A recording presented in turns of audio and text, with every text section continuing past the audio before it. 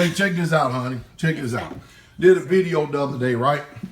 About the, you know how people are. We've been in the ministry for a while, and you know how people like fabricating lies about the ministry.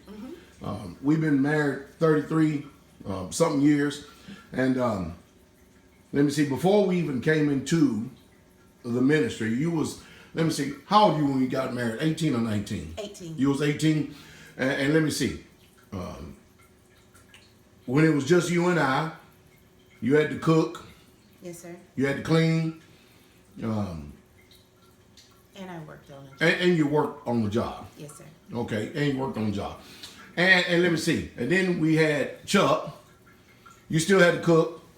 You still had to come home and clean.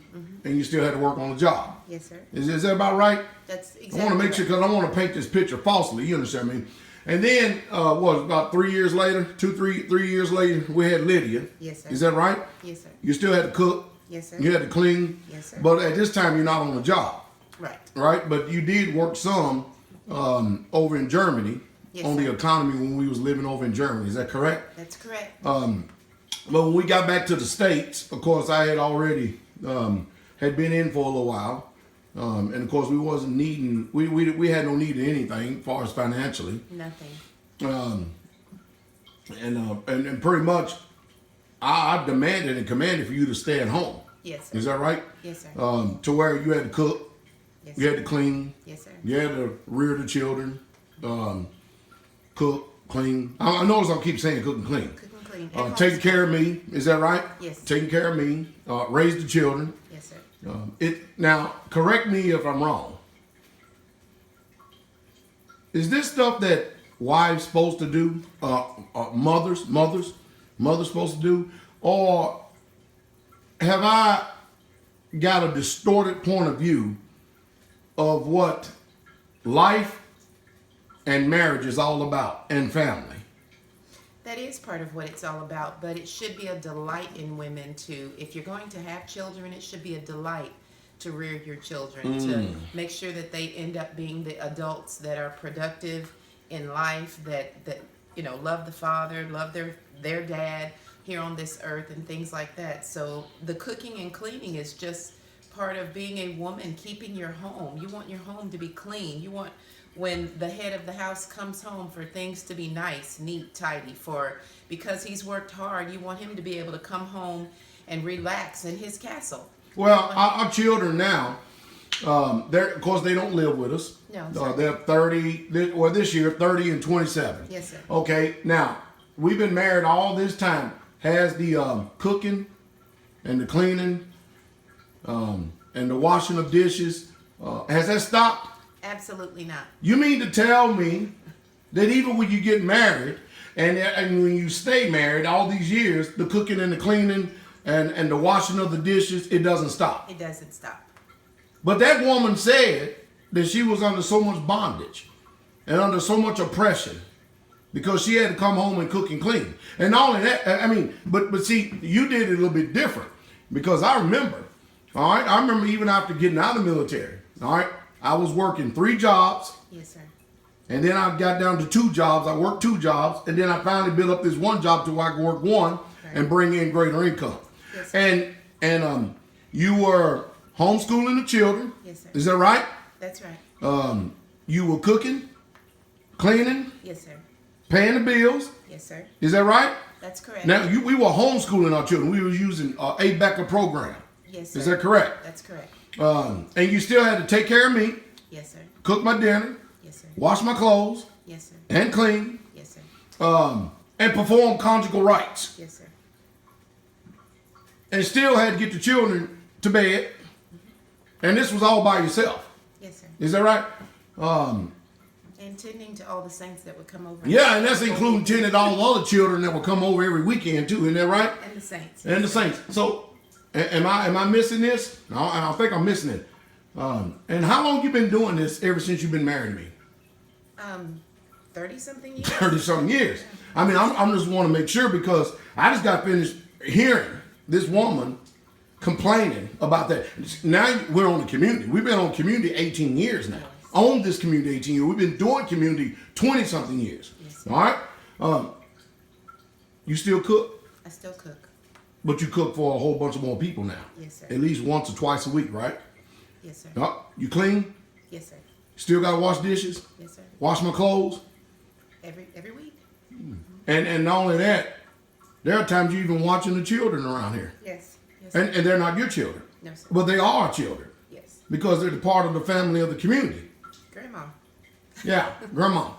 And a lot of times people just stop over here because they want to see what grandma got in the candy bowl That's exactly right. or the fruit bowl. True. And you still have to even entertain them. Yes. What am I missing about this? I mean, is this the generation where women don't cook? They don't clean? They don't wash dishes? They don't take care of their husbands? They don't take care of their children? Are they queens or something? They're supposed to just sit on their ass all day long and let it spread? I mean, what am I getting wrong about this? I don't know what women do these days, but those are just natural things of becoming a wife and a mother.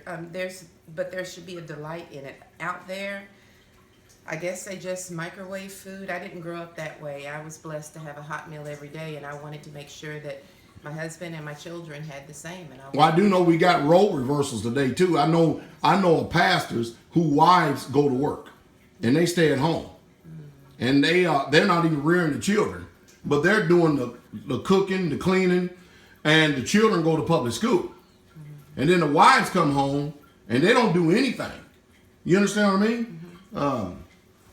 That's totally opposite of the way we actually done things. Have I always worked Always.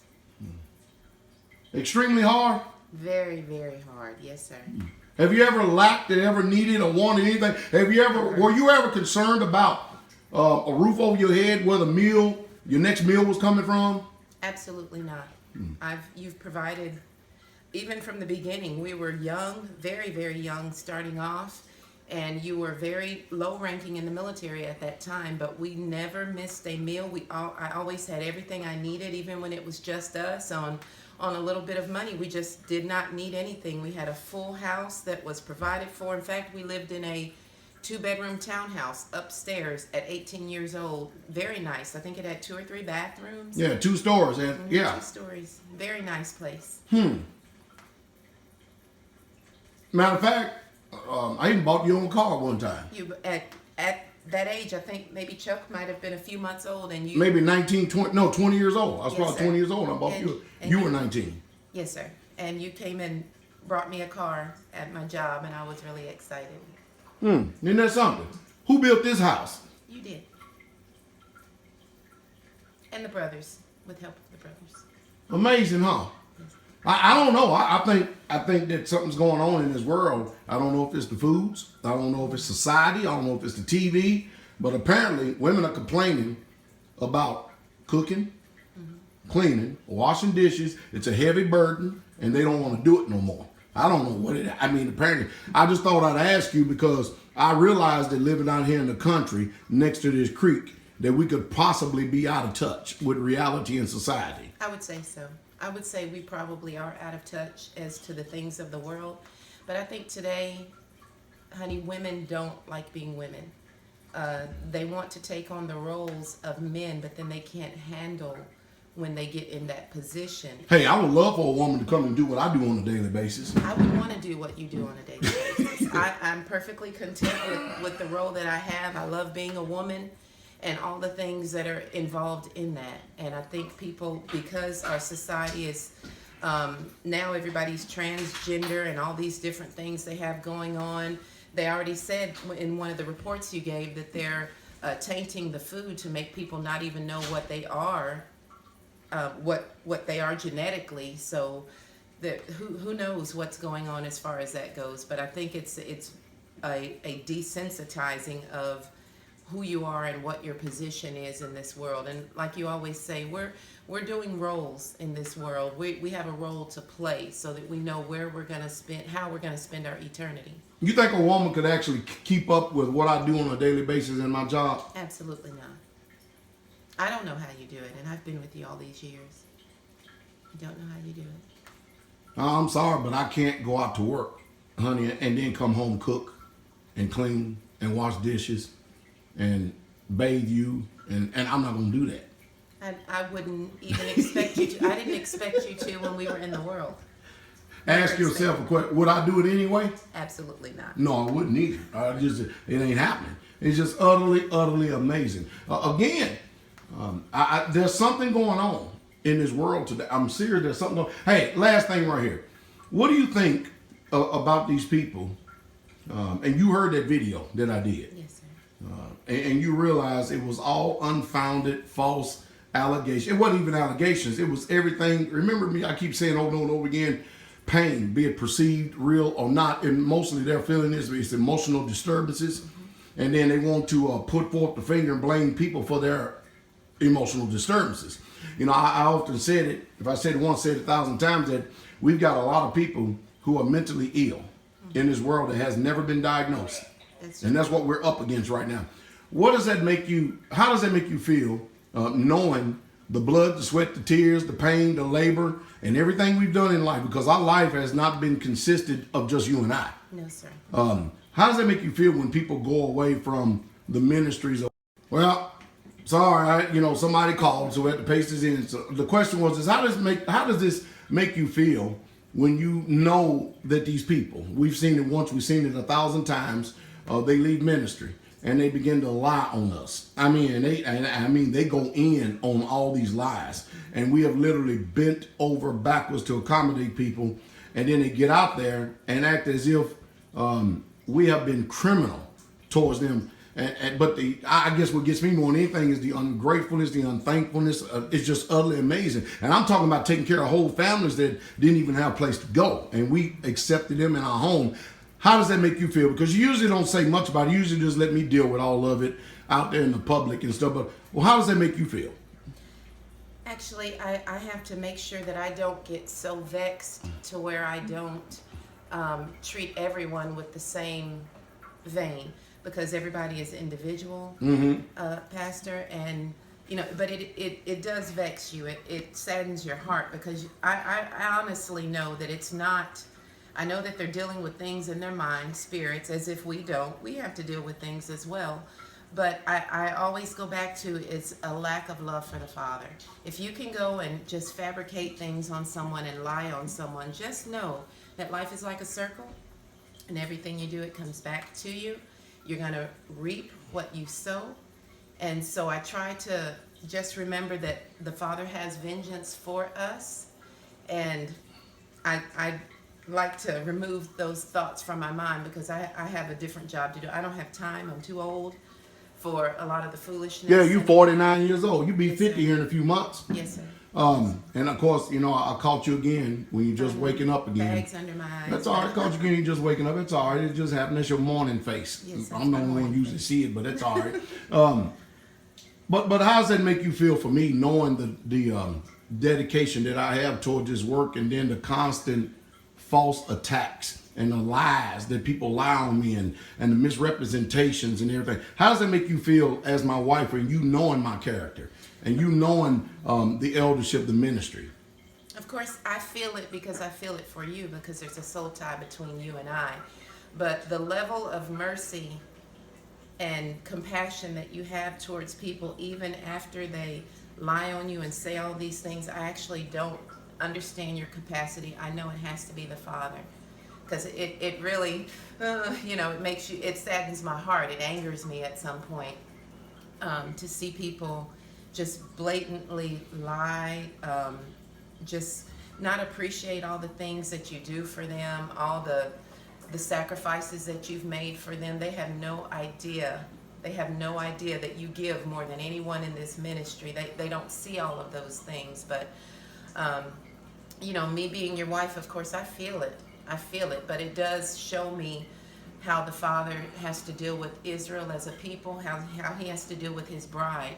So it makes me want to just strive harder, watching the way that you carry yourself and the way that you do the saints of Yah, your righteousness. It just makes me want to serve the Father even more. I'm sure you noticed my posture. You can tell that I ain't putting up with it no more. No, sir. I'm answering every single liar. Every person that runs the social media, I'm going to expose them with facts. And so that the people out there know, because the devil, what he's trying to do is he's trying to falsely misrepresent us. And he's trying, the only thing he's doing is giving false testimony, just like in the Bible they had false witnesses that rise up in order to taint the people who would otherwise would probably come to the ministry if they didn't hear all this negativity coming from these bootlickers out here, which I say over and over again. The hallmark test to this is look and peer into these people's lives. If you look and peer into these people's lives, it would tell you everything you need to know about them. Because I make plenty of videos that people see clearly what's going on with the ministries as well as the other people in the ministry. It's just utterly amazing. But anyway, thank you for your time. We got to get to the dining hall. Shalom.